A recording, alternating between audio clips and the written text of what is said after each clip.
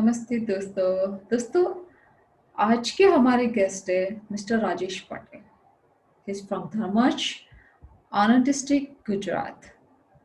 He is fondly called as Raju Dharmash, means a man of commitment, man of society, a man of goodwill, and a man who lives for motherland. His qualifications are Diploma Electrical Engineer, Diploma Mechanical Engineer, Diploma in Computer Applications. His profession, Dr. Emco Alicon India Limited as Junior Engineer, engaged in trading of mill gin stores machineries, engaged in manufacturing unit of own, looking after family-owned agricultural land, and author his noble cause. Rajesh Patel, rendering service as an honorable advisor to Sri Jalaram Jan Seva Trust Dharmach. Dharmach Day, an initiative taken by Rajesh Patel in the year 2007, has successfully completed 11 years in 2017. Dharmajans across the globe come to Dharmach on 12th of January for this celebration. Publication: authored 8 books and a coffee table book about Dharmach.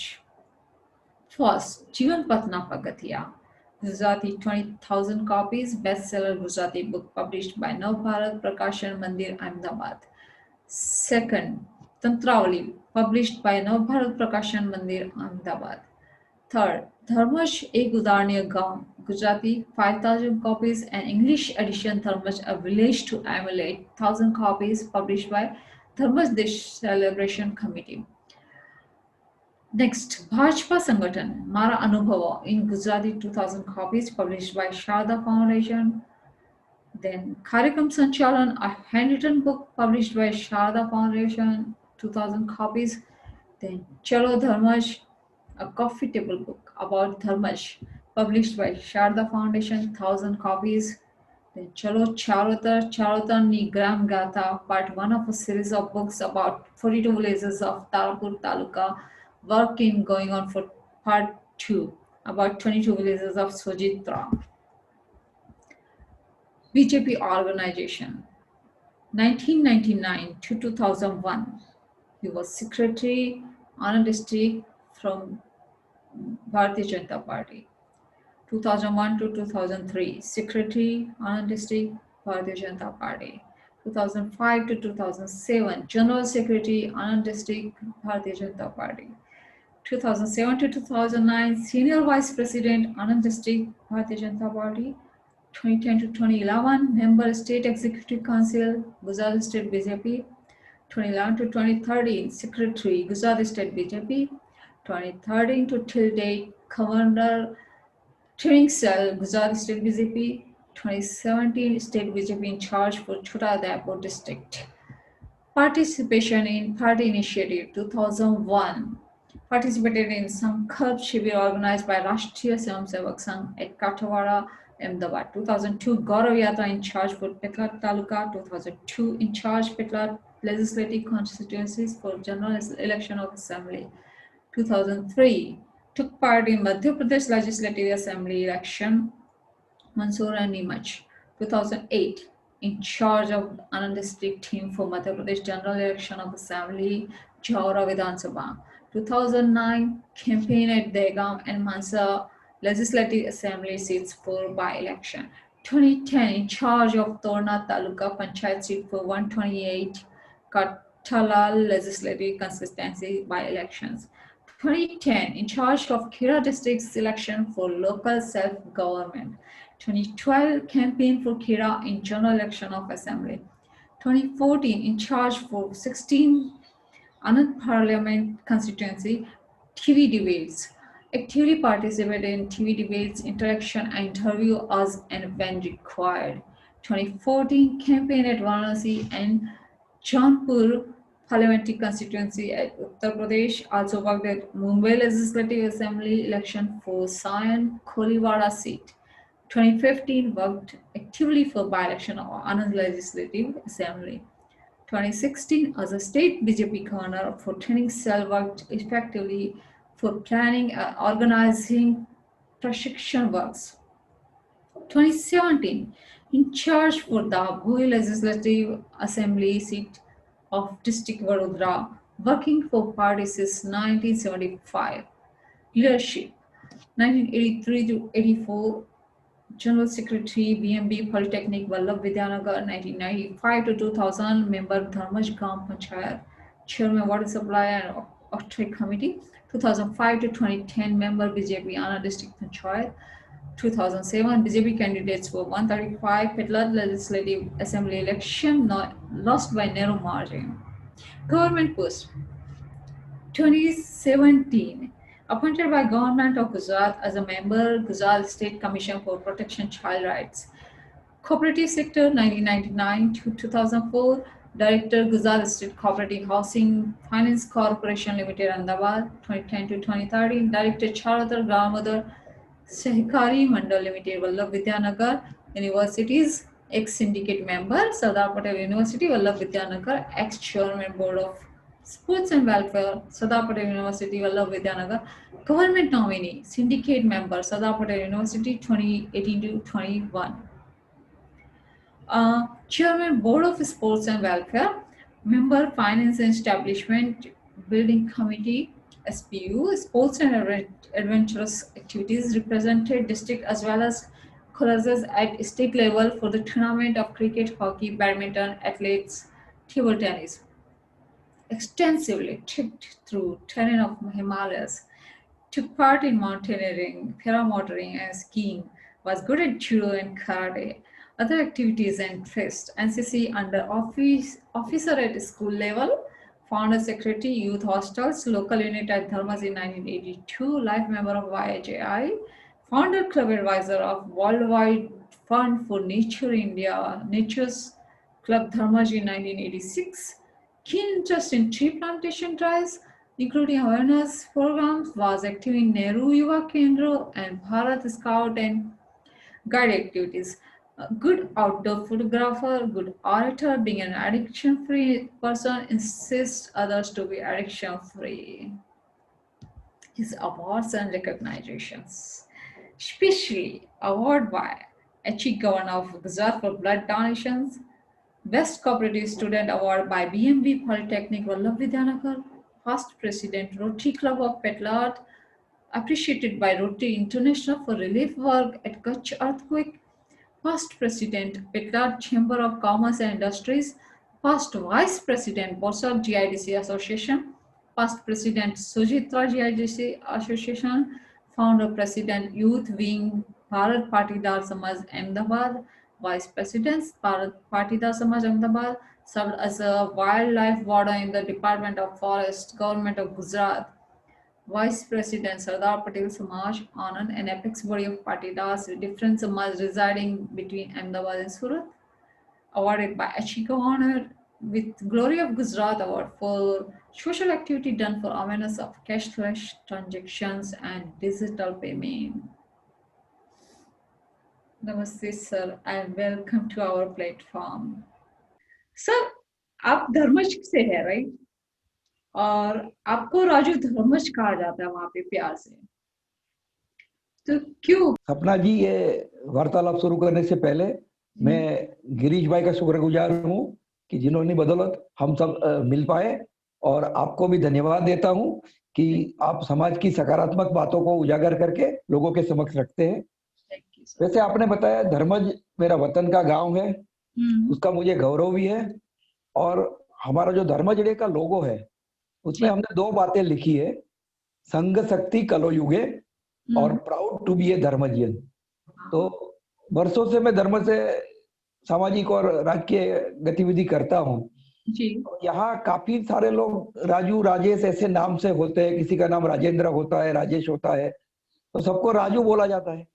तो यहाँ हमारे विस्तार में उसके पीछे गांव का नाम लग जाता है, तो मेरे पीछे मेरे गांव का नाम लग गया, तो आज प्रधानमंत्री जी भी मुझे राजू धर्मज से ही पहचानते हैं। अरे वाह तो सर आपका बहुत कंट्रीब्यूशन है इस शहर को, मतलब होना ही चाहिए ना, मेरा वतन है, मेरी जिम्मेदारी है, जिसने मुझे पाल पोस के बड़ा किया है, तो मेरी जिम्मेदारी भी बनती है इससे गिविंग बैक टू सोसाइटी।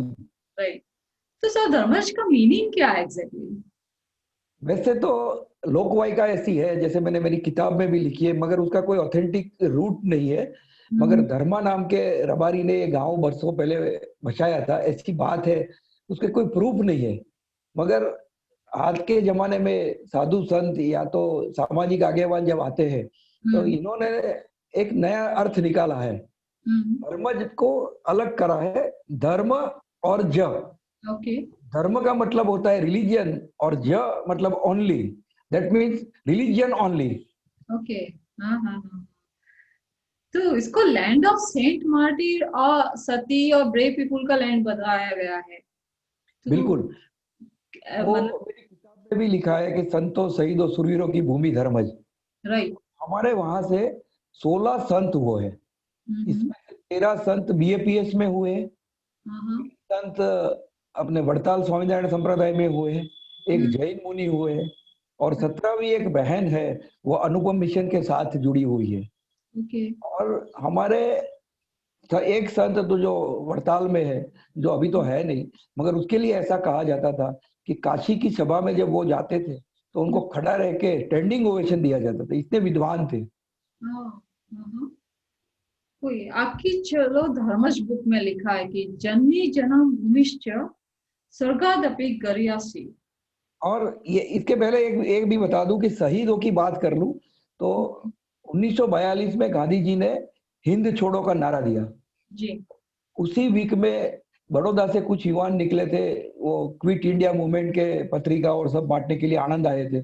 उसमें धर्मज के एक रमण भाई पटेल करके भी थे। तो ओके 18 अगस्त 1942 के दिन आनंद के पास अडास रेलवे स्टेशन आता है, वहां अंग्रेजों ने उनको खड़े रख के गोलियां चलाई, तो वहां 5 लोग आजादी के लिए शहीद हुए। इसमें से रमण भाई पटेल भी हमारे गांव के थे।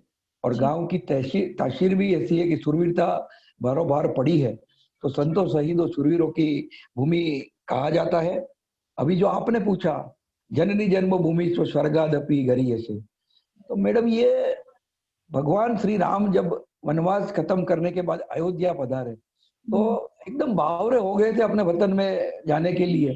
तो वो नदी के, सरयू नदी के तट पे लक्ष्मण जी को उन्होंने ये बात कही थी कि जननी जन्मभूमि स्वर्गादपि, मतलब जननी और जन्मभूमि वो स्वर्ग से भी उत्तम है। और क्यों ना हो, जननी माने अपनी जनेता, जन्मदाता, और जन्मभूमि मतलब जिसने हमको पाल पोस के बड़ा किया, उसका किसी के साथ तुलना करने का कोई विषय ही नहीं है। वो सभी तुलना से पर है, मैं ऐसा मानता हूँ। राइट। सबसे महान है मातृभूमि और माँ दोनों। बिल्कुल। तो सर धर्मज शहर को सेल्फ रिलायंट बनाने के लिए आपको बहुत मेहनत लगी होगी। तो इसमें ये सिर्फ आपका ही सपना था कि कोई और भी इन्वॉल्व थे इसमें?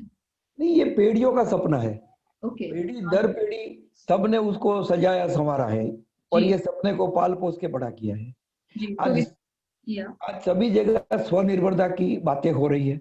जी के लिए मेरे हिसाब से मेरे गांव का जो मैंने मॉडल देखा है, तो जी 3 बात होनी चाहिए किसी व्यक्ति, समाज या गांव को स्वनिर्भर बनने के लिए।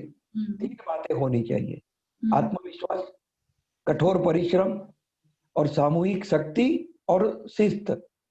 जी। क्योंकि जाहिर शिस्त के बिना कोई गांव या समाज प्रगति नहीं कर सकता। तो आज सामूहिक शक्ति पैदा मतलब कैसे आप कर सकते हो, कैसे लोगों को जोड़ सकते हो, उसके लिए क्या कर सकते इसमें क्या है मैडम, ये हमारे जीन में पड़ा है।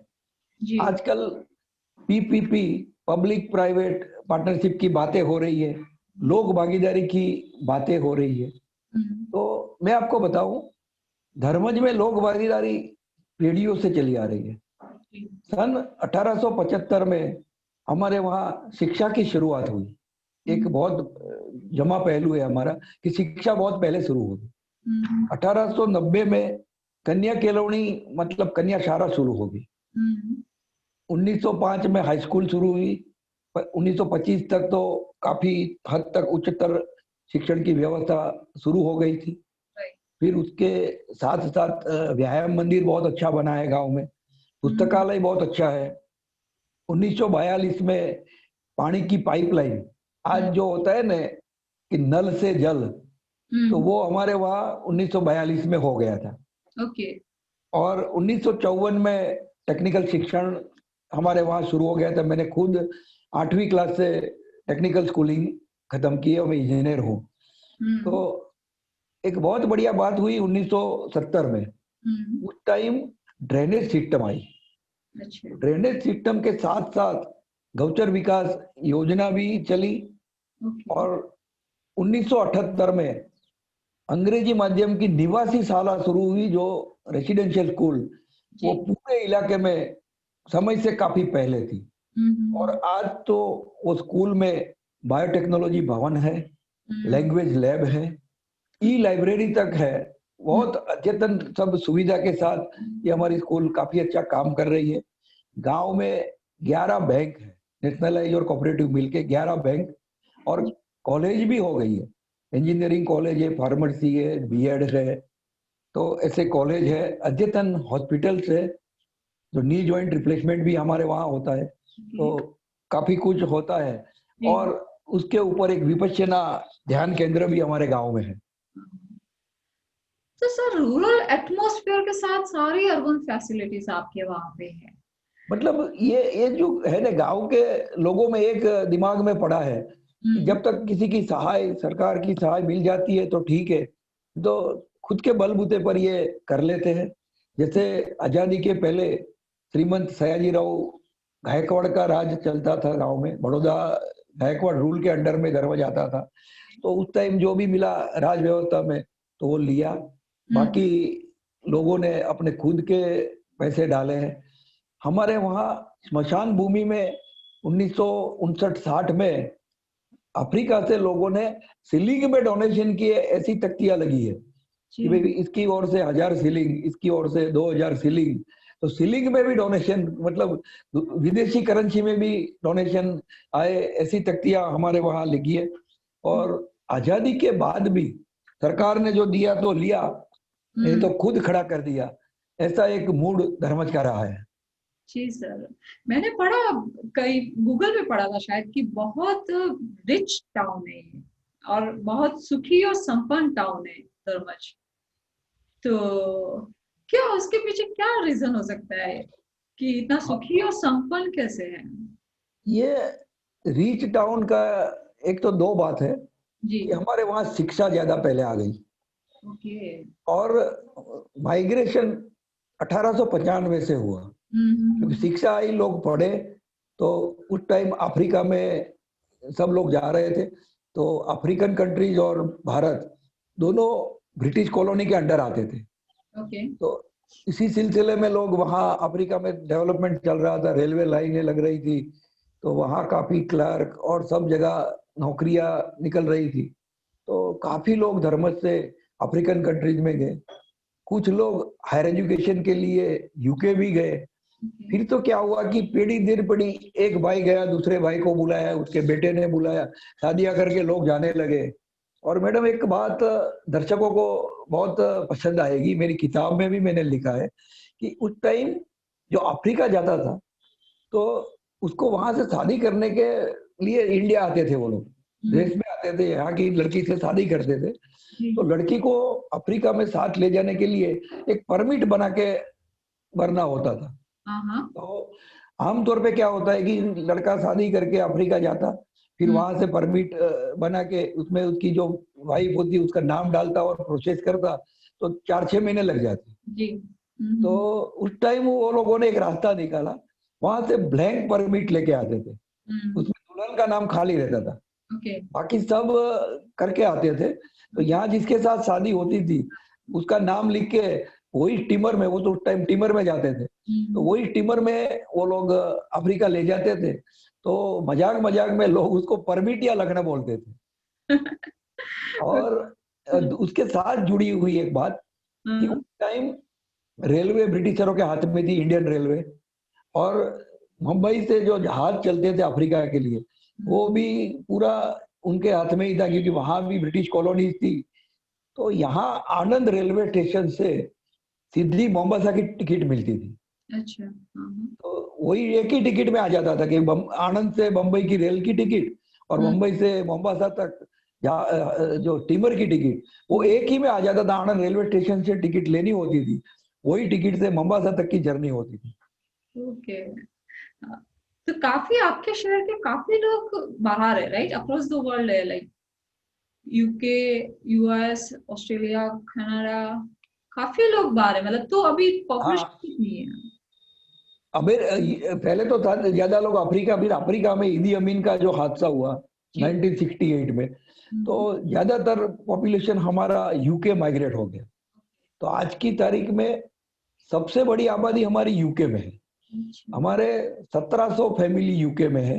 हाँ और हाँ। वहाँ 68 से धर्मज सोसाइटी ऑफ लंदन, उसको शॉर्ट में हम धशोल बोलते हैं। ओके। और हमारे डॉक्टर रविंद्र बेदवी जो जर्मनी में रहते हैं, उन्होंने तो इसको भी अलग करके बोला कि द शोल, मतलब धर्मज की आत्मा। हाँ हाँ हाँ। क्योंकि उन लोगों ने भी काफी धर्मज के विकास में दूर रहते हुए भी काफी वो किया है। तो वहाँ हमारे 1400 फैमिली उसके मेंबर है। सोसाइटी ने अभी 2 साल पहले उसकी स्थापना के 50 साल की एक बहुत बड़ी वहाँ उजवनी की। हम्म। और उसके साथ साथ 70 के बाद अमेरिका जाने लगे लोग। तो ओके। अमेरिका में भी हमारे 1000 से ज्यादा फैमिली है। अभी नया हॉटस्पॉट है, कनाडा है। ओके। वहाँ 450 फैमिली हो गए। मेरा खुद का लड़का कनाडा में पढ़ाई खत्म करके सेटल हो गया है। हाँ मेरे हाँ। भाई भतीजे और सब लोग हैं। ऑस्ट्रेलिया न्यूजीलैंड में भी काफी लोग सेटल हुए हैं। अफ्रीकन कंट्रीज में भी अभी वापस जाना शुरू हुआ है। अच्छा। और छोटे छोटे काफी देशों में भी लोग बसे हैं। हम्म। मतलब आप कह सकते हैं कि विश्व के हर खंड में धर्मजन बसा है। राइट। तो मोस्टली लाइक कौन से सोशल कल्चर क्या है धर्मज का, और रिलीजन क्या है? धर्मज का कल्चर की बात करें तो बेसिकली पाटीदार अभी थोड़े कम हो जाते रहे, मगर पाटीदार है। ब्राह्मण, बनिया, ओबीसी समाज, और पूरे जैसे हमारे गुजराती में बोलते हैं ना, 18 नाथ, हम्म। 18 काट, तो वो सब हमारे गांव में बसा है। एक बहुत अच्छा गुलदस्ता गांव का है। और सब वर्षों से मिलजुल के रहते हैं। Right right. तो ये कैसे संभव हुआ कि सब इतना मिलजुल के रह रहे हैं और सभी डेवलपमेंट, शहर के डेवलपमेंट में पार्टिसिपेट कर रहे हैं? क्योंकि जनरली ये इसमें कहीं देखने को नहीं मिलता। ये एक उदाहरणीय काम है मतलब। इसमें ऐसा है कि डेवलपमेंट सब जगह हुआ है। ऐसा नहीं है कि कोई पैसे वालों के एरिया में लाइट लग गई, रास्ता लग गया। पूरे गांव में एक तरह की लाइट है, एक तरह का पानी जाता है, एक तरह का रास्ते हैं, ओके। और एक तरह की स्वच्छता होती है। हाँ हाँ। तो एक बैलेंस डेवलपमेंट है हमारा। जी। हाँ हाँ हाँ। तो इसमें सारे विलेज वाले भी सपोर्ट करते हैं आपको? पॉर्डन प्लीज। विलेज वाले सारे सपोर्ट करते हैं आपको, गांववासी पूरे? हाँ हाँ, सब सब करते हैं, सब मिलजुल के करते हैं। कोई भी प्रसंग होता है तो सब सपोर्ट करते हैं। और गवर्नमेंट? गवर्नमेंट भी करती है। अभी गवर्नमेंट भी काफी सपोर्ट करती है। तो धरोहर फाउंडेशन क्या है वहाँ का? ये मैडम हमारे धर्मज डे आपने नाम सुना होगा। जी। तो 12 जनवरी को हम वो दिन मनाते हैं। जी। तो हाँ। उसको अभी आज तक तो हम ऐसे ही धर्मज डे ऐसे सेलिब्रेशन कमेटी ये नाम से कर रहे थे। हम्म। मगर अभी उसको ऐसा लगा कि उसको एक रजिस्टर्ड ट्रस्ट होना चाहिए, ओके। जबकि दाताओं को भी इनकम टैक्स माफी का सर्टिफिकेट मिले, ये मिले। तो इसके लिए अभी ये साल हमने उसको रजिस्टर्ड करवाया है। तो उसका नाम रखा है धरोहर फाउंडेशन। ओके। क्योंकि गांव की धर्मज की धरोहर के लिए हम काम कर रहे हैं, इसके लिए उसका नाम धरोहर फाउंडेशन रखा है। जी। हाँ हाँ हाँ। तो गौचर विकास जो प्रोजेक्ट है, पैक्सो डेवलपमेंट, जिसकी तारीफ हमारे honourable prime minister Narendra Modi ji ने भी बहुत की है, हाँ, तो वो कैसे आप लोगों ने डेवलप किया?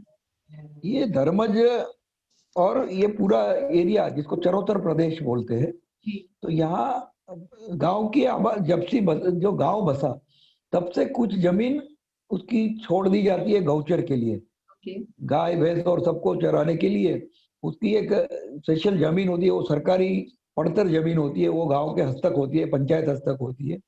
जी। तो आज भी काफी गांवों में वो जमीन ऐसी ही पड़ी है, जी। वो हाँ। बंजर पड़ी है, बिन उपजाऊ है।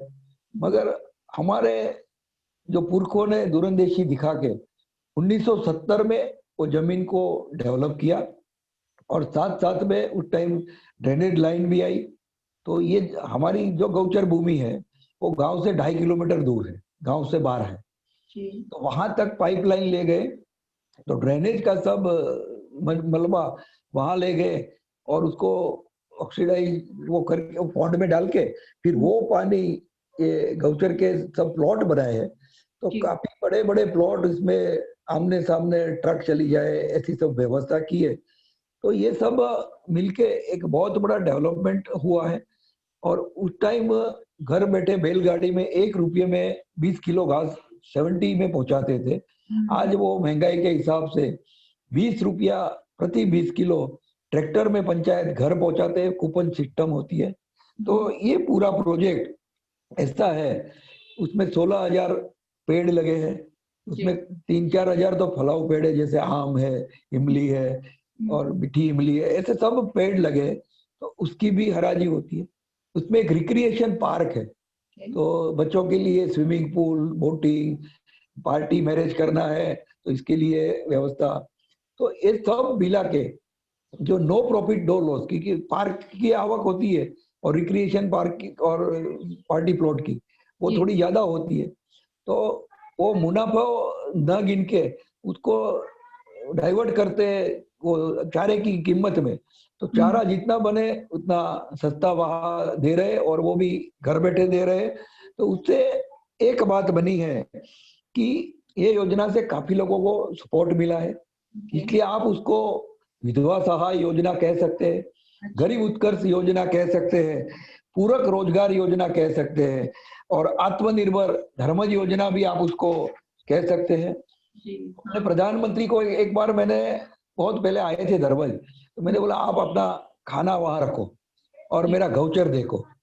तो बोले देख भाई, मैं कहाँ बाहर खाता नहीं हूँ, तो खाने का छोड़ो और तुम्हारा गौचर, बोले मैंने 75 की इमरजेंसी में स्कूटर और पैदल चल के देखा है। और मुझे बोला, उधर बोला कि मुझे अफसोस है कि बाजू वाले गांव में भी ऐसा डेवलपमेंट नहीं होता। और उन्होंने ये बात ठानी है, उसकी एक प्रोजेक्ट की सफलता और असरकारकता उन्होंने देखी है। उन्होंने पहचान लिया है कि इसमें इतना दम है कि ग्राम पंचायत आत्मनिर्भर बन सकती है, स्वनिर्भर बन सकती है, उसके खुद के संसाधन को वो लगा के खुद आमदनी कमा सकती है। आज हमारे गौचर की आवक सालाना 50 लाख रुपया है। हाँ, तो नरेंद्र भाई हर जगह हमारे गौचर की बात करते, मुख्यमंत्री थे, अभी प्रधानमंत्री थे, 2 साल पहले अमूल के चॉकलेट प्लांट में आए, तो वहां भी उन्होंने ये बात की थी कि भाई धर्मज का गौचर देख के आओ।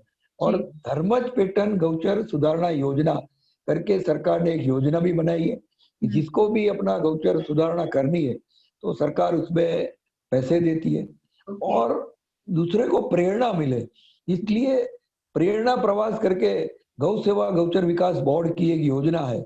उसमें हर जिले से हर साल 1 या 2 बस लेके किसान भाइयों और सरपंच लोगों को भेजते। अभी तो ये गुजरात की पूर्ति सीमित नहीं रही है क्योंकि नरेंद्र भाई दिल्ली चले गए, तो अभी तो पूरे देश में से लोग आते हैं और ये कैसे मैनेज होता है वो देखने के लिए आते हैं। और मेरा और गिरीश भाई का संपर्क ये गौचर विकास की ये सेवाओं और उनकी ये मुलाकातों से ही हुआ था। जी जी हाँ हाँ। तो मतलब आप दूसरों को ट्रेनिंग भी दे देते हैं कि हाँ इस तरीके से डेवलप किया जा सकता है। हाँ हाँ हाँ, बिल्कुल बिल्कुल। हम खुद जाके, हमारे गांव के युवान लोग हैं, हमारे पंचायत का स्टाफ है, वो तो खुला ही बोलते हैं कि पूरे गुजरात में कहाँ भी डेवलपमेंट करना है हम खुद के कर्जे से आके धर्मज में कैसे डेवलप हुआ और ये सक्सेस स्टोरी आपके साथ शेयर करेंगे। ऐसे हमारा पूरा पंचायत का स्टाफ भी एकदम तैयार है। Right right. तो मैंने सुना है कि आपके एक भी पुलिस चौकी नहीं है शहर में। हाँ बिल्कुल। ऐसा कैसे? उसमें ऐसा है कि पूरे गांव में एक धर्मज और एकता जी दो एक सिक्के की दो बाजू जैसा है। जी गांव में समरसता और परस्पर समझदारी का माहौल है, जी। इसलिए पुलिस की कभी जरूरत नहीं पड़ती है। क्या बात करते हैं, ये तो एक बहुत ही बड़ा एग्जाम्पल है। ऐसा कैसे हो सकता है? मतलब कुछ भी छोटे मोटे प्रश्न होते तो गांव लोग बैठ के ठीक है। अपने आपस में सुलझा लेते हैं। जी हाँ हाँ हाँ। तो सर 2007 से आप धर्मस डे सेलिब्रेशन कर रहे हैं एवरी बिल्कुल। ईयर 12 जनवरी को। हाँ और लाइक उसमें भी थीम रखते हैं आप डिफरेंट डिफरेंट। हाँ। और ऑल अक्रॉस लाइक वर्ल्ड से आते हैं सारे लोग। तो कैसे इनविटेशन जाता, और मतलब सभी लोग अटेंड करते हैं सारे ऑल हाँ, ओवर वर्ल्ड से?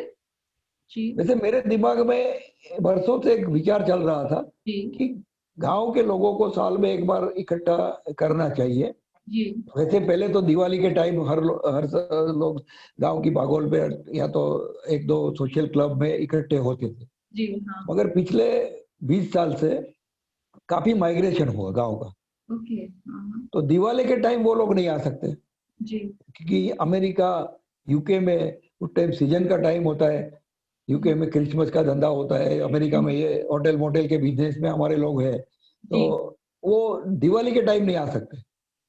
तो फिर ऐसे ही बैठे थे एक बार जनवरी में, हमारे ये धशोल के सब पदाधिकारी और हमारे दो तीन लोग, और ऐसे चर्चा चली कि ऐसा कुछ होना चाहिए। तो जी उसमें से हमारे धशोल के जो वडील बंधु थे, उन्होंने बताया कि बात तो ठीक है, हम लोग तो स्कूल वूल में पढ़े हैं, तो थोड़ा भी हमारा अटैचमेंट है, मगर हमारी सेकंड जनरेशन या थर्ड जनरेशन को गांव के साथ जुड़े रखने के लिए कुछ करना चाहिए।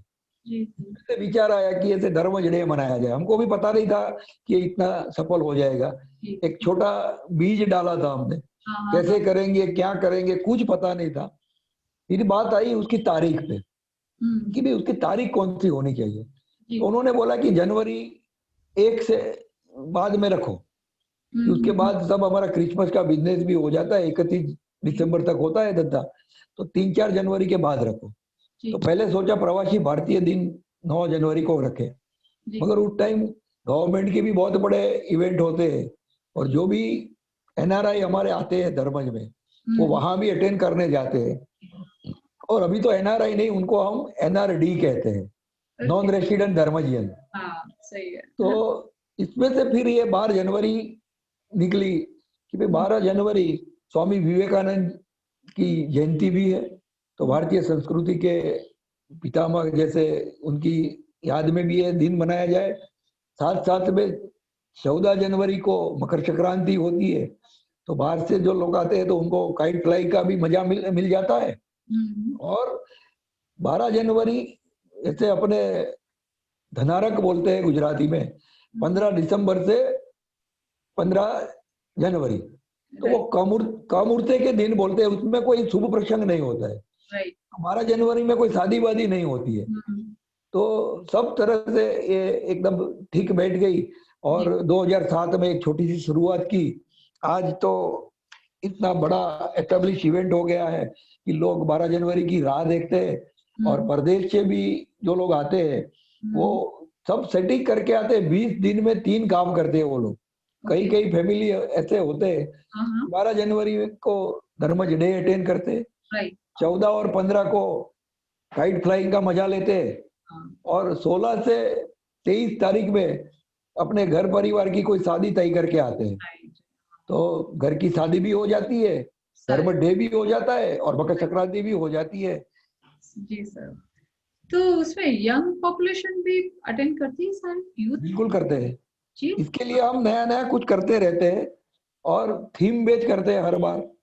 कोई हम्म। ना कोई मैसेज जाए। जैसे अभी लास्ट हमारा जो धर्मज डे गया, 14 धर्मज डे, जी तो हमने पहले से उसका एक स्लोगन बनाया था, एक प्रोजेक्ट बनाया था, जी। DD for DD. हाँ उसका एक लोगो बनाया था, Dharmaj day for daughter and daughter in laws of Dharmaj. हाँ। तो, ओके। तो हमारी बेटियां हम्म। और हमारी पुत्र वधू, हम्म। उनको डेडिकेट करके इवेंट बनाया था। ओके। उसका कलर थीम भी गुलाबी रखा था, पिंक कलर। जी। और एक बड़ा काम हमने शुरू किया है इस साल में, जैसे हम्म। हमारे पाटीदार समाज की वंशावली फैमिली ट्री, एक ऑर्गेनाइज ट्री हमारा है। जी जैसे मैं धर्मज से हूँ, ऐसे 6 गांवों का एक समूह है। यहाँ एक ज्ञाति के आधार पर सामाजिक व्यवहारों के लिए गोर बोलते हैं, तो सर्कल बोलते हैं।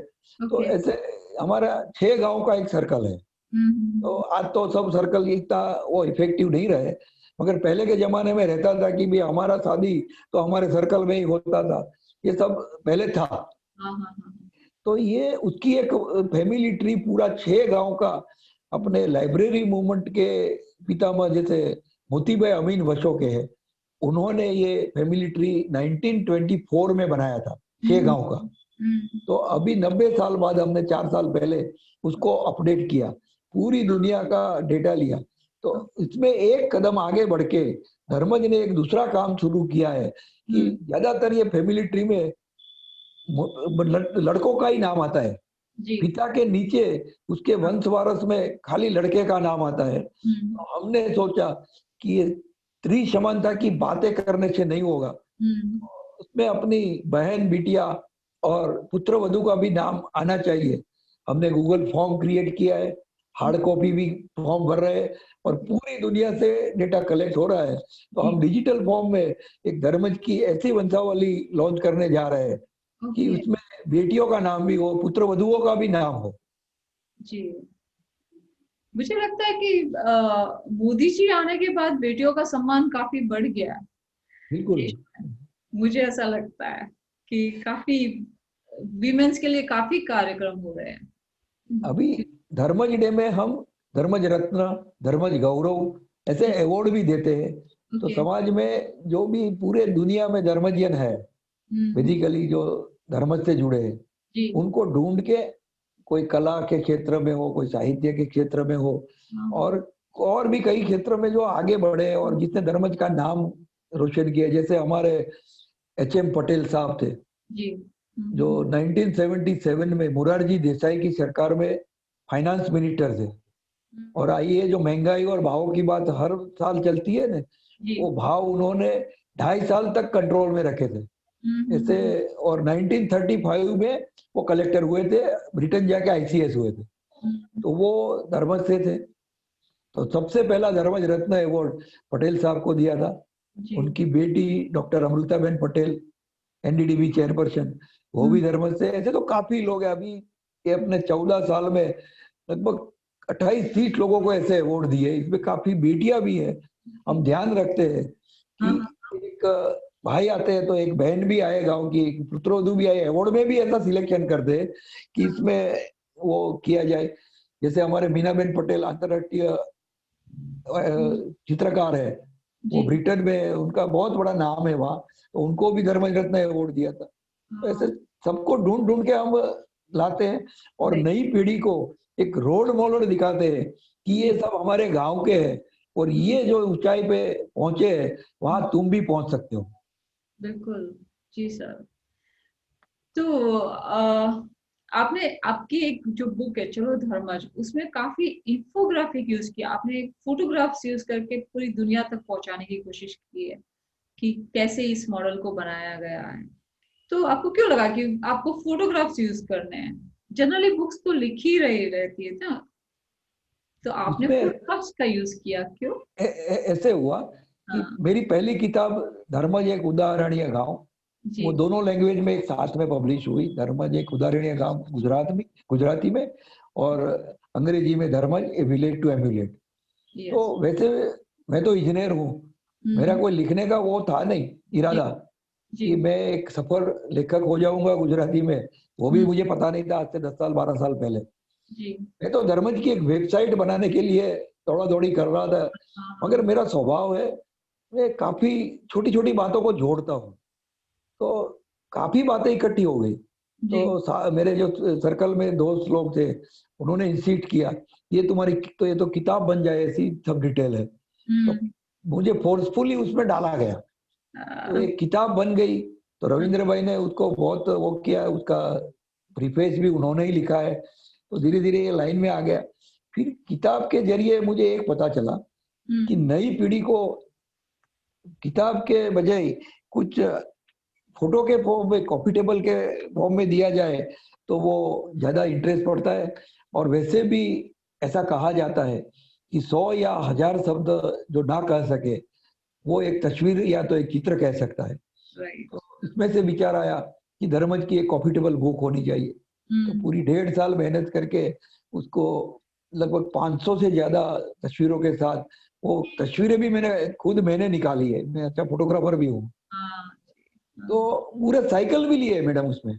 जैसे धर्मज की धरोहर बोले तो हमारा बेसिकली जो धंधा है, हमारी आमदनी का जो वो है वो तंबाकू की खेती है।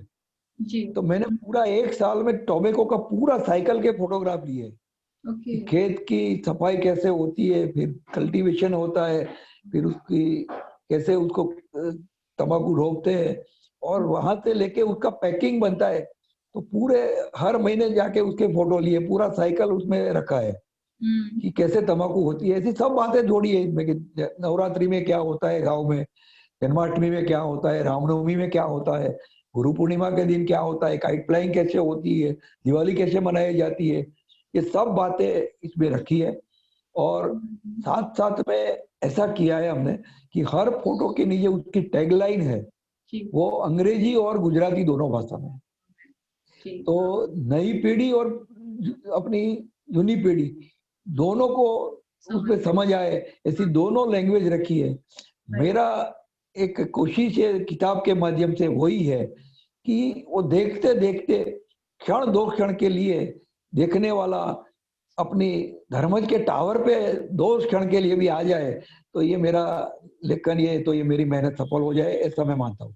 जी, मैंने बुक में देखा कि आपने लिखा है कि अगर लाइफ बहुत मोनोटोनस हो जाए तो आप आ जाओ, एक बार धर्मज अवश्य जरूर आए, लेकिन ऐसा लिखा है कुछ। मैडम आजकल आप तो अहमदाबाद में रहती है, जी। आजकल ज्यादातर लोग कंक्रीट जंगल में रहते हैं हम्म। और प्रदूषण युक्त वातावरण में हम जी रहे हैं। बिल्कुल। आजकल तो कोरोना महामारी चल रही है, सब हम्म। जगह ऑक्सीमीटर लेके लोग घूमते हैं कि शरीर में ऑक्सीजन की कितनी कमी हो गई। राइट। और ऑक्सीजन को वैसे भी प्राण वायु कहा है हमारे हिंदी और गुजराती में। तो हम्म। उसका मतलब ये होता है कि ये वायु न रहे तो प्राण भी न रहते हैं। तो राइट। ये ऑक्सीजन युक्त लाइफ, पूरे ऑक्सीजन के साथ भरी हुई जिंदगी जीनी है, तो हम्म। सबको मैं आह्वान करता हूँ कि चलो Dharmaj, let's go to Dharmaj. क्योंकि धर्मज एक प्रदूषण मुक्त गांव है। और अभी तो एक नया, एक अपना, जैसे कि बोलते हैं ना कि one more feather in our cap, तो हम्म। हमारे वहाँ रोडेशिया हाउस करके बहुत बड़ा हवेली टाइप बिल्डिंग है। जी। तो उन लोगों ने काफी पैसा लगा के उसको हेरिटेज प्रॉपर्टी में कन्वर्ट किया है। ओके। वहाँ जैसे अहमदाबाद बम्बई में अपने सीसीडी और कॉफी कल्चर जैसे कॉफी शॉप है, हाँ ऐसा हाँ। ही कॉफी शॉप धर्मज में खुल गया है, कुमुशा काफे करके। काफी अच्छा वहाँ मतलब रूरल और अर्बन, हम्म। नरेंद्र मोदी ने एक योजना रखी थी रुर्बन, तो ओके। उसमें रूरल का RUR लिया और अर्बन का UR लिया, ओके। तो रर्बन। हाँ हाँ। तो रर्बन की मतलब उनकी कल्पना ऐसी थी कि गुजरात के गांव रर्बन बन जाए, ओके। मतलब ऐसे गांव बन जाए कि इसमें प्रदूषण मुक्त ग्राम्य जीवन हो, और हम्म। साथ साथ में शहर में जैसे सुविधाएं होती है हम्म। ऐसी सुविधा हो। और वो प्रोजेक्ट में भी उसके केंद्र में धर्मज था, क्योंकि ट्रू अर्बन ये अपना हमारा धर्मज है। ओके। तो सर, अहमदाबाद से क्या कनेक्टिविटी है धर्मज की? अहमदाबाद से सीधा रोड से आ सकते हैं, करीबन 2 घंटा लगता है वहां से, 90 किलोमीटर है अहमदाबाद से। ओके। तो वाया नडियाद होके आ सकते हैं, अपने पुराने हाईवे से वाया तारापुर होके भी आ सकते हैं। रेल कनेक्टिविटी में नजदीक के रेल हेड में पेटलाद है, मगर अहमदाबाद से सीधा आना है तो नडियाद या तो आनंद ड्रॉप हो जाए। फ्लाइट से आना होता है तो अहमदाबाद और बड़ौदा दोनों अपने एयरपोर्ट से किसी को भी पूछ लो धर्मज, क्योंकि हमारे वहां अब हर घर से लोग प्रदेश में है, तो हमारे लिए एयरपोर्ट जाना ये बस स्टॉप जाना जैसा है। ओके। आप किसी को छोड़ने चले गए कि भी चलो मेरे भाई भतीजा या कोई घर से जा रहे हैं लंदन, तो हाँ छोड़ने जाओ, तो वही फ्लाइट से कोई सामने से अपने रिलेटिव आ रहे हो, तो एयरपोर्ट से पता चलता है वो ये तो हमारे धर्मज वाला है, वो आज आ रहा है, हाँ ये हाँ। जा रहा है। तो हमारे लिए ये सब बातें आम हो गई है। हाँ हाँ हाँ।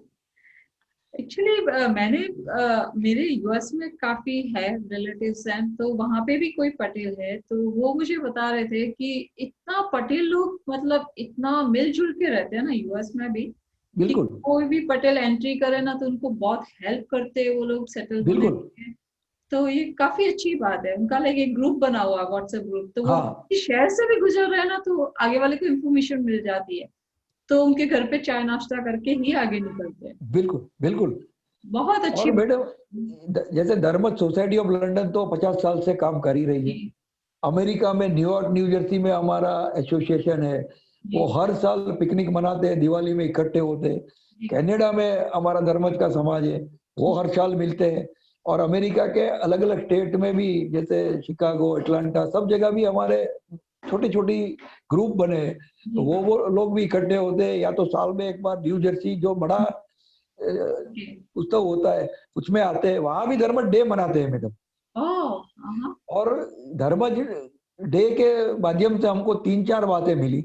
जैसे धर्मज की किताबें मिली हमको, जी, धर्मज की कॉपी टेबल बुक मिली, हम्म, धर्मज का खुद का गीत बनाया है हमने। जी, और 4 सवा 4 मिनट का एकदम धमाकेदार गीत है। तो वो हमारे हर इवेंट में शुरू होने से पहले हमारी प्रार्थना ही वो है। और ओके, ये गीत बजता है। जैसे कनाडा में भी धर्मजन इकट्ठे होते हैं, जैसे अमेरिका में भी धर्मजन होते हैं, लंदन में भी होते हैं। तो हाँ, पहले हमारा कार्यक्रम ये गीत के साथ शुरू होता है। जी, और एक राष्ट्रगीत को जितना मान सम्मान देते हैं, हाँ, हाँ, इतना ही सम्मान हम हमारे धर्मज गीत को देते हैं। क्या बात है, मैंने सुना कल गाना, वो बहुत अच्छा गाना है, बहुत ही।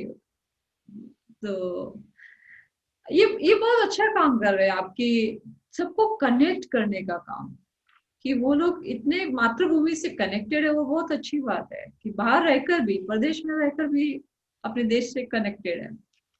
ये बहुत लाइक, अभी तो आजकल क्या हो गया कि अपना यूथ भी वेस्टर्नाइज हो रहा है, इंडिया में रह के भी। और आपको तो पता ही होगा, जैसे हिंदी ना यूज करके इंग्लिश ज्यादा बोलते हैं बिल्कुल, आजकल की जनरेशन। बिल्कुल। तो इसको, ये भी चेंज होना चाहिए, क्योंकि हमारी मातृभाषा को हम इम्पोर्टेंस ना दे तो ये भी सही नहीं है।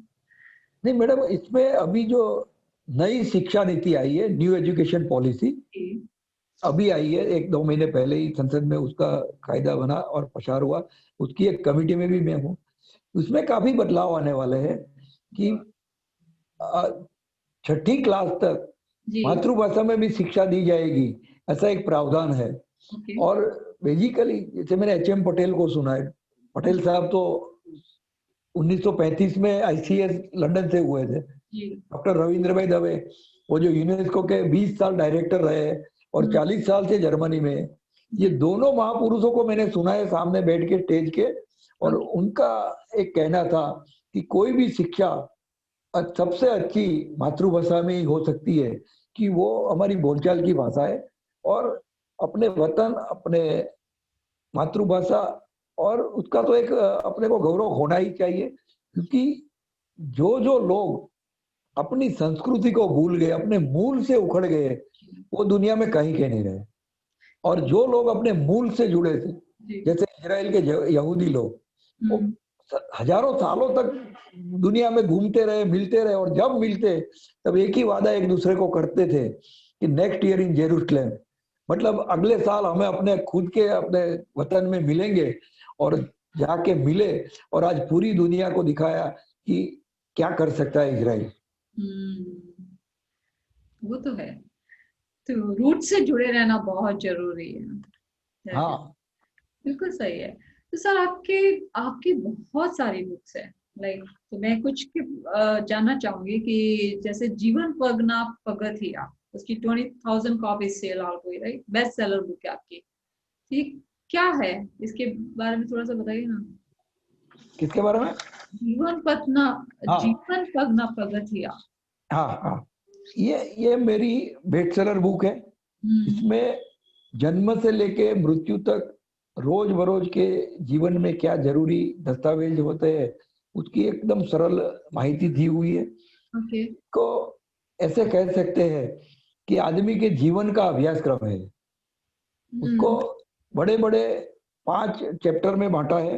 जैसे ओके, आदमी की उम्र के हिसाब से उसको बांटा है: बाल्यावस्था, कुमारावस्था, युवावस्था, हम्म, गृहस्थाश्रम और वानप्रस्थाश्रम। जी, बाल्यावस्था में आदमी 1 से 6 साल की उम्र का होता है, तो उसको जरूर पड़ता है कि भी उसकी जन्म होता है तो जन्म का दाखला निकालना पड़ता है। जी, वहां से शुरू होती है गलतियां। जैसे मेरा नाम राजेश है, हम्म, तो मेरे जन्म के टाइम लिखवा दिया राजेश कुमार। फिर मैं स्कूल में गया तो राजेश भाई लिखवा दिया। हाँ, फिर मैं कॉलेज में गया तो खाली राजेश लिखवा दिया। जी, फिर जाके ये सब डॉक्यूमेंट जब कोई पासपोर्ट वीजा के काम में रखेंगे ना, तो वो मानेंगे ही नहीं कि एक ही व्यक्ति है। राइट। वो तो ऐसे ही बोले कि एम्बेसी वाले कि तुम राजेश कुमार अलग हो, राजेश भाई अलग है और राजेश अलग है। तो उसको प्रूव करना काफी कठिन हो जाता है, और फिर 40 साल 50 साल की उम्र में ये सब एक करने में काफी दिक्कतें आती है। जी। हमारे वहाँ बर्थ सर्टिफिकेट में जो जन्म के दाखला होता है, जी। उसमें जन्म तारीख पहले मेरे टाइम में काफी लोगों की अलग ही रहती थी, क्योंकि जून के माह में जब स्कूल शुरू होती थी तो उसको 1-2 महीने पीछे की तारीख, जैसे मेरा 11 अगस्त है और लिखवा दिया था 18 जून, तो आज भी 2 चलती है। मेरी पासपोर्ट में 18 जून चलती है और मेरा जन्म के दाखले में 11 अगस्त है। तो मैं हाई कोर्ट तक गया था, तो हाई कोर्ट ने बोला सेशन कोर्ट में जाओ, यहाँ ये केस नहीं चलाएगी। तो मुझे इसमें से विचार आया कि ये मेरे जैसे आदमी को भी इतनी दिक्कत होती है, तो आमतौर को लोगों को क्या होगा। तो उसके लिए एक मार्गदर्शन के हेतु किताब लिखी है और लोगों ने काफी पसंद की है। उसकी 22,000 नकल बिकी है और भी वो काफी चल रही है, और उसका अभी तो मैं अंग्रेजी भाषांतर भी लगभग खत्म हो गया है, तो उसका इंग्लिश एडिशन भी रखेंगे, क्योंकि ज्यादातर जो नई पीढ़ी है उसको गुजराती से थोड़ा कनेक्शन कम हो गया है।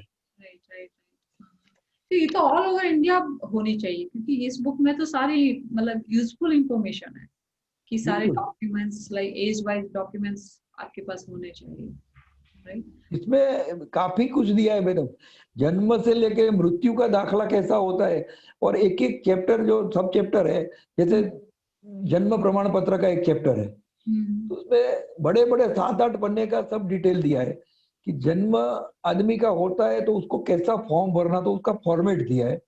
जैसे कोई जंगल में जन्म होता है तो कहाँ उसका रजिस्ट्री पंजीकृत करवाना होता है, और जैसे बम्बई जैसे महानगर में होता है तो कहाँ करवाना है, वो सब दिया है।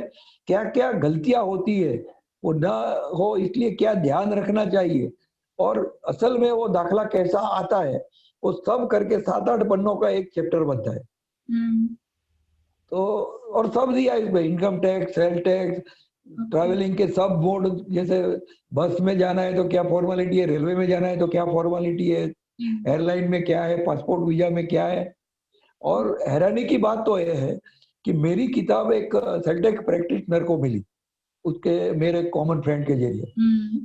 तो उसने पढ़ के मुझे फोन किया, बोले मैं सेल्टेक्स प्रैक्टिस करता हूँ, ये परमानेंट अकाउंट नंबर जो पान कार्ड बोलते हैं हम इनकम टैक्स का, बोले मैं 10-12 साल से जब से शुरू हुआ तब से सबको पान कार्ड दिलवाता हूँ, मगर ये पान नंबर होता है 10 डिजिट का, न्यूमेरिकल और अल्फाबेटिकल सब मिला के। तो बोले उसका मतलब क्या होता है वो आपकी किताब से मुझे पता चला, मैं 10 साल से सबको दिलवा रहा था। ओके, वही बहुत नॉलेजेबल बुक होगी ये तो। बिल्कुल। और सर दूसरी बुक है आपकी तंत्रावली, हाँ, वो किसके बारे में है? ये मैं ऐसा लगा कि छोटे आदमी है, उनको कोई बड़े काम होते नहीं है, उसको गांधीनगर या दिल्ली जाने की जरूरत पड़ती नहीं है, उसका काम ज्यादा से ज्यादा मामलतदार ऑफिस और कलेक्टर ऑफिस तक होता है। तो इसके लिए एक किताब हमने लिखी है, इसमें ग्राम पंचायत से लेके कलेक्टर कचहरी तक की सब डिटेल दी है। उसमें 2 पैरेलल टॉपिक चलते हैं, जैसे एक वहीवटी पाक होती है और एक चुनी हुई पाक होती है। तो वहीवटी पाक में सबसे नीचे तलाटी होता है और सबसे ऊपर कलेक्टर, ये जिले की बात करता हूँ मैं। तो तलाटी से लेके कलेक्टर तक कौन कौन सी ऑफिस आती है, कौन कौन से अधिकारी के होदे होते हैं, उनकी क्या लोगों के प्रति फर्ज होती है, और वो न माने तो आपको क्या करना चाहिए, वहां तक का सब दिया है। और दूसरी पाक होती है तो पंचायत का एक वार्ड मेंबर से लेके जिला पंचायत का अध्यक्ष होता है, तो उसमें भी उसके इलेक्शन कैसे होते हैं, कौन लड़ सकता है, उसकी प्रोसेस क्या होती है, उसके फर्ज क्या होती है, उसकी जवाबदारियां क्या होती है, और उसको क्या अधिकार मिलते हैं। तो ऐसी एक बहुत बढ़िया किताब मेरी तंत्रावली है, वो तंत्र के साथ जुड़ी हुई है, इसलिए उसका टाइटल तंत्रावली रखा है। तीसरी बुक है भाजपा संगठन मारा अनुभव, it's in Gujarati, 2000 copies sell out हुई, राइट। उसमें क्या तो है? मैडम, मैं सब जगह कहता हूँ कि I am a socio political leader. Okay. मैं पहले समाज सेवा में बरसों तक रहा। जी। मुझे पॉलिटिक्स का कोई ऐसा ज्यादा रस था नहीं पहले, हम्म। मगर एक दो एपिसोड ऐसे बने तो मुझे खुद को एक सवाल उठा कि हम्म। सब बोलेंगे कि राजनीति मेरा काम नहीं है, तो इनका काम है, ऐसे लोग हैं, ऐसे लोग हैं, ऐसे हम्म। फरियादें करते रहेंगे। तो रोमा रोला का एक वाक्य है, हम्म। इस सज्जनों की निष्क्रियता से जितना समाज को पीड़ा देती है ना, हाँ। उससे और पीड़ा कोई नहीं देता। दुर्जन की दुर्गति से इतना समाज पीड़ित नहीं है, मगर हम्म। सज्जन निष्क्रिय रहते हैं तो ये पीड़ा सबसे ज्यादा रहती है समाज को। तो मैंने सोचा कि ये काम, सब बोलेंगे कि मेरा काम नहीं है, तो ये किसका काम। और राइट। ऐसे एक पड़कार स्वरूप मैंने राजनीति को स्वीकारा और मैं भारतीय जनता पार्टी में सालों से सक्रिय हूँ। दायका से मतलब 40 साल से मैं सक्रिय हूँ, और पिछले 22 साल से उसके ऑर्गेनाइजेशन में कोई ना कोई पोस्ट पे मैं रहता हूँ। जी। तो वहां से भी मैंने काफी कुछ सीखा है कि एक जी। पॉलिटिकल पार्टी दूसरों से अलग कैसे होती है। हम्म। और ये मेरे अनुभव, अगेन जो मेरे पहली किताब में जो मुझे इंसिस्ट कर रहे थे, वही दोस्तों ने मुझे इंसिस्ट किया कि हम तो नए हैं पार्टी में, तो हमारे लिए कुछ पार्टी के लिए लिखो। जी। हाँ। इसमें से मैंने मेरे 20-25 साल के जो अनुभव है वो किताब में डाला और उसका टाइटल दिया भारतीय जनता पार्टी मतलब भाजपा, हाँ। मेरे अनुभव। इसमें काफी कुछ संगठन के लिए हिसाब से लिखा है, क्योंकि आज तो दुनिया का सबसे बड़ा संगठन है, 20 करोड़ लोग उसके मेंबर है। तो जी। उसमें मेरे अनुभव सबको बांटने के आशय से ये किताब लगी, उसकी भी 2000 नकल खपी है। जी। और फोर्थ बुक एक कार्यक्रम संचालन, अ हैंड रिटन बुक, या क्या है वो, किसके बारे में? इसमें ऐसा है कि आजकल सब जगह, पहले तो क्या होता था कि शादियां होती थी तो आजू बाजू वाले इकट्ठे होकर शादी कर लेते थे, गाँव में तो वही सिस्टम थी। हाँ। वो ऐसा मानते ही नहीं थे कि हम कोई इवेंट मैनेजमेंट कर रहे हैं। जी। मगर आज पूरा प्रोफेशनलिज्म आ गया, लोग दूर दूर रहने लगे, तो हम्म। एक दूसरे से जो जुड़ाव था वो नेचुरली थोड़ा कम रहेगा। बाजू वाला कौन है वो भी, कोई कोई कोई आबादी में तो ऐसा है कि बाजू वाला कौन है वो कोई पूछने को तैयार नहीं है। राइट। राइट। तो इसी माहौल में एक आजकल जो बहुत बड़ा धंधा चला है इवेंट मैनेजमेंट, हम्म। कि कोई भी इवेंट को कैसे मैनेज किया जाए। हम्म। तो वैसे भी हमारे समाज सेवा में या राजकीय सेवाओं में भी एक इवेंट मैनेजमेंट रहता है। छोटे बड़े कार्यक्रम बार बार आते रहते हैं, और ऐसा होता है कि भाई एक बाजू अनाउंसमेंट हो जाता है कि अब मेहमान लोग आके दीप प्रज्वलन करेंगे, और जैसे ही वो दिए के नजदीक आते हैं तो वहां तो दीवासली नहीं होंगी या मोमबत्ती नहीं होंगी, और दौड़ा दौड़ी हो जाती है। तो इसमें भी मेरा, मैं 72 की साल से छोटे मोटे नवरात्रि महोत्सव और ये सब इवेंट में काफी जुड़ा हुआ हूँ। तो हम्म। उसका भी तजुर्बा इसमें लगाया और छोटी छोटी बातों को जोड़ा है। ओके। जैसे दिए की जो पार्टी होती है ना, हाँ जी। वो एक एकदम झड़प से आग कैसे पकड़ ले, तो ओके। उसके ऊपर कपूर का पाउडर लगा दो। हाँ हाँ। तो जैसे ही आप दिवासली उसके नजदीक लाओगे तो एकदम पकड़ लेगा वो आग। अच्छा। हाँ। ये एकदम छोटी बात है। हाँ। तो ऐसी सब छोटी बातों को मिला के ये कार्यक्रम संचालन, जी। ये बुक बनाई है। और मैंने, मेरे हैंडराइटिंग भी बहुत अच्छे है, तो इसमें से विचार आया कि चलो क्यों ना हाथ से लिखी हुई बुक सबको भेंट दे जाए। तो हाँ। वो मैंने ऐसे ही लिखी है। और ये बुक के लिए मैं इतना कह सकता हूँ कि एक कार्यक्रम का विचार आपके मगज में आए, हम्म। वहां से लेके कार्यक्रम खत्म होने के बाद आभार दर्शन और आभार के पत्र भी आप सबको भेजो, वहां तक का सब ये छोटी सी किताब में लिखा हुआ है। और उसको इंटेंशनली उसकी साइज एकदम पॉकेट साइज रखी है कि आप कार्यक्रम स्थल पे भी उसको अपने खिस्से पॉकेट में लेके घूम सको, ऐसी साइज रखी है। ओके। और उसकी विशेष बात यह है कि हस्तलिखित है, जो भी खोल के देखता है, अरे ये तो हम्म। हाथ से लिखी है। आजकल हाथ से लिखना खत वो हो गया ना, कीबोर्ड आ गया है। हाँ। तो हस्ताक्षर अपने हस्तलेखन का महत्व नहीं। हमारे वहां स्कूल में उसकी भी कंपटीशन होती थी कि उसको एक पैराग्राफ दिया जाता था, और उसमें सबको जिसका सबसे अच्छा हैंड राइटिंग होते थे उसको छोटा मोटा इनाम मिलता था, पेन पेंसिल ऐसा। जी जी बिल्कुल। तो दूसरी फिफ्थ बुक है आपकी, चलो चारों तरफ, चारों तरफ में चालो ग्राम। चारों तरफ। हाँ, तो वो क्या, ये 42 विलेजेस ऑफ तारापुर उसका कलेक्शन है? हाँ, चालो चरोतर एक रीजन का, चरोतर एक रीजन का नाम है। ओके। जैसे 1997 के पहले आज का जो आनंद और खेड़ा डिस्ट्रिक्ट है वो दोनों साथ में थे, तो उसको बृहद खेड़ा बोलते थे। इसमें आज के महिसागर जिले के थोड़े तहसील भी उसमें थे। तो वो पूरा प्रदेश आज जो मही और मेशो नदी है, मही मतलब बड़ौदा के पास जो नदी है और मेशो खेड़ा के पास नदी, तो दोनों के बीच के प्रदेश को चरोतर बोलते हैं। वो काफी फर्टाइल लैंड है और वहां से ही काफी एनआरआई पूरी दुनिया में फैले हुए चरोतर से ही है। ओके। पूरे गुजरात में दो बेल्ट काफी पॉपुलर है एनआरआई के लिए, एक चरोतर और एक महसाणा। हाँ। तो ये पूरी एक पुस्तक की एक श्रेणी मैंने सोची है, एक संशोधनात्मक पुस्तक मुझे समाज को देना है। तो इसमें मैं हर गांव में जाता हूं और करीबन 125 से ज्यादा प्रश्नों की एक प्रश्नावली बनाई है हमने। गांव में एक दिन पहले से कह देता हूँ कि कल तुम्हारे गांव में 9 बजे आऊंगा, 2 घंटा रुकूंगा या 3 घंटा रुकूंगा। तो ऐसे मुझे पूरे दिन का एडवांस वो कार्यक्रम बन जाता है। मेरे सोशल कॉन्टेक्ट, पॉलिटिकल कॉन्टेक्ट बहुत अच्छे हैं। तो कल 5 कौन से गांव में जाना है, मेरा कार्यक्रम बन जाता है। 9 बजे यहाँ, 12 बजे यहाँ, 3 बजे यहाँ, 4 बजे, 7 बजे, ऐसे 4-5 गांव का मैं दौरा करता हूँ। गांव में जाके उनको बोला होता है कि भाई गांव के हर जाति को लोगों को इकट्ठा करना, गांव में सबसे बुजुर्ग हो उनको भी बुलाना, वहां के आंगनवाड़ी बहन या शिक्षक हो, तलाटी हो, ऐसे लोगों को भी बुलाना जो गांव की हर बात जानता है। जी। फिर वो प्रश्नावली एक गांव की जो ग्राम सभा जैसा करते हैं हम, उसका मैं वीडियो रिकॉर्डिंग करता हूँ। वो मेरा कैमरा ट्राइपॉड पे लगा के मैं बैठ जाता हूँ। जैसे आज आप मुझे प्रश्न पूछ रहे हैं वैसे मैं उनसे प्रश्न पूछता हूँ, उसका पूरा रिकॉर्डिंग होता है।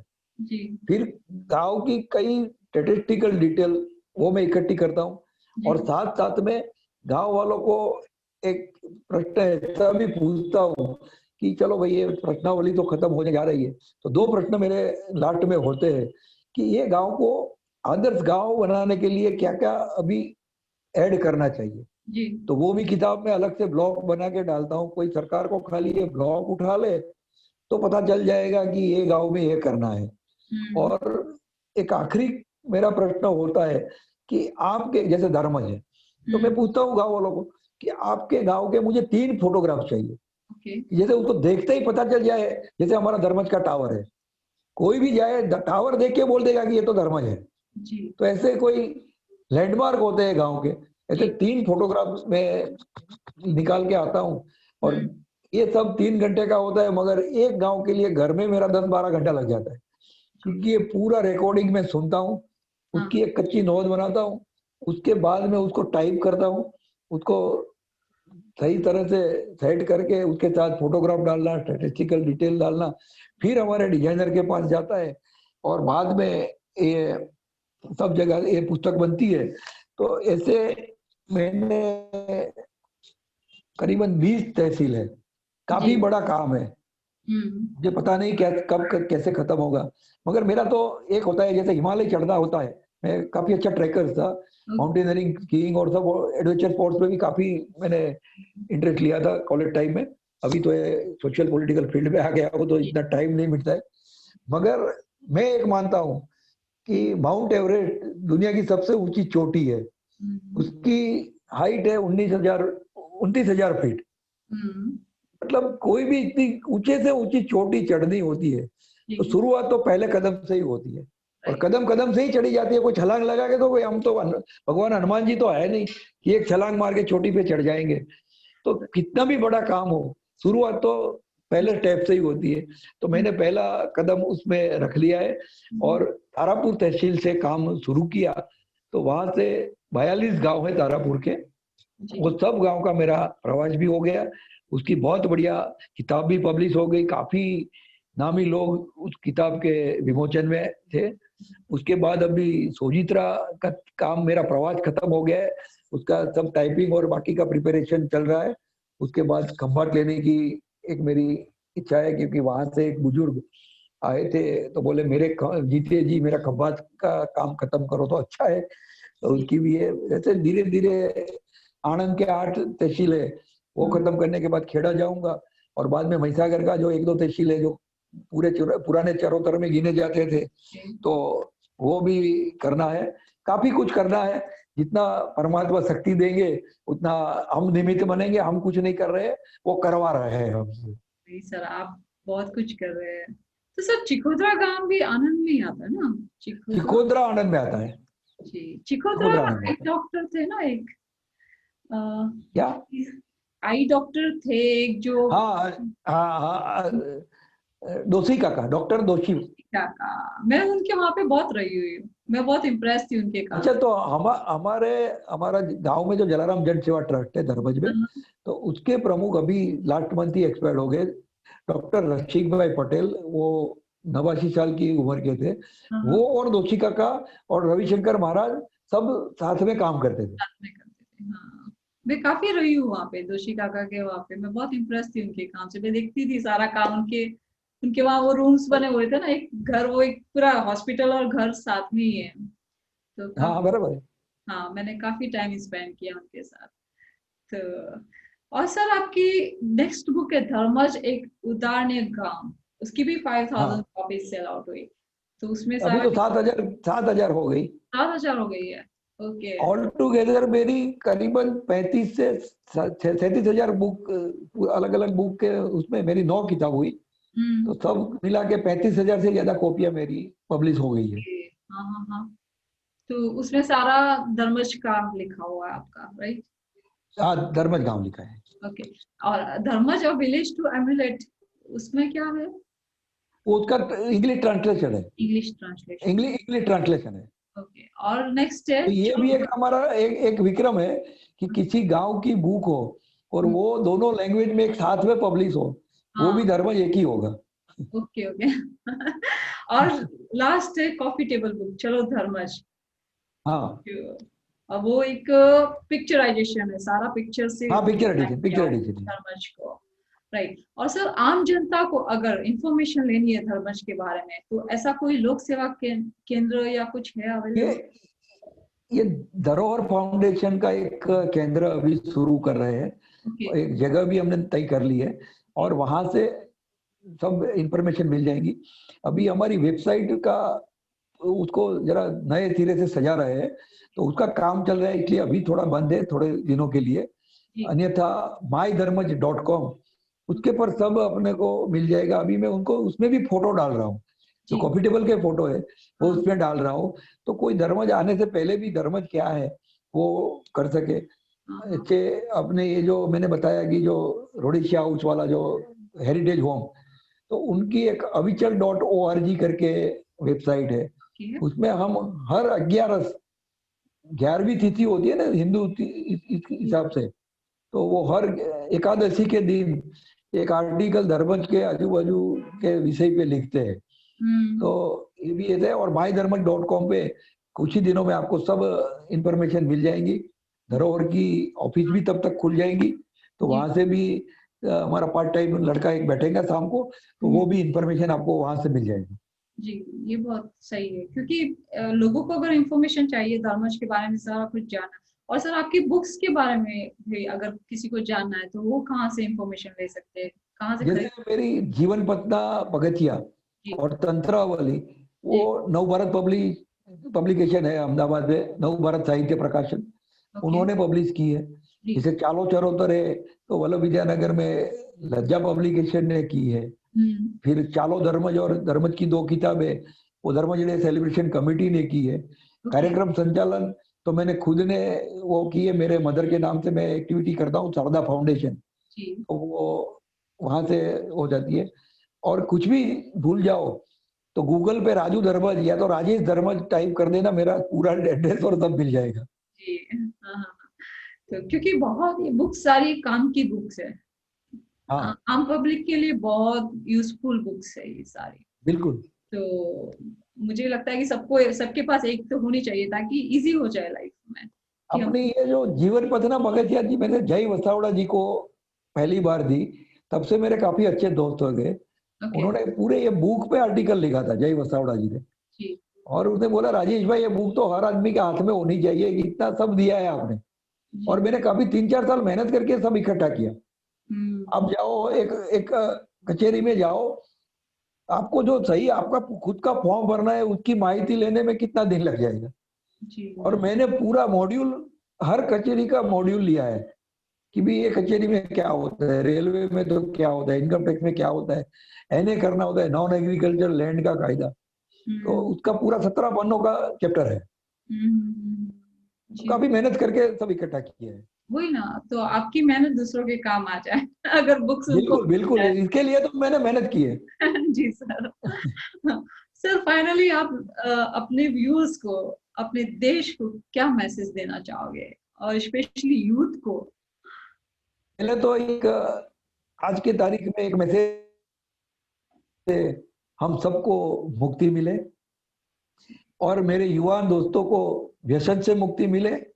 और मेरा ऑल टाइम एक मैसेज होता है, think positive, rest will follow.